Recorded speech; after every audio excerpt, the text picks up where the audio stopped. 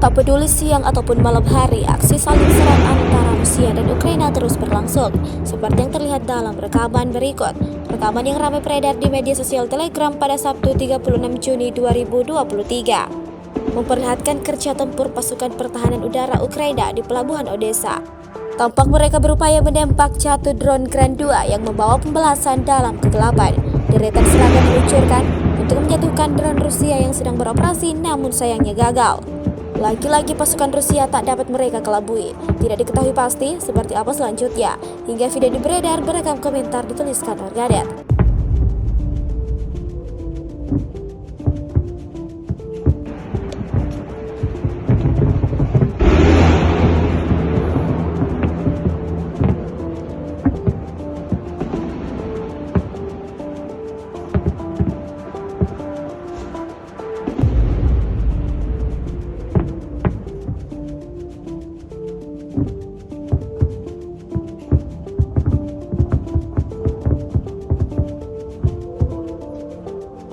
Rusia melaporkan secara total 431 pesawat Ukraina dan 235 helikopter, 4.436 kendaraan udara tak berawak, 424 sistem rudal anti pesawat dieliminir sejak awal operasi khusus.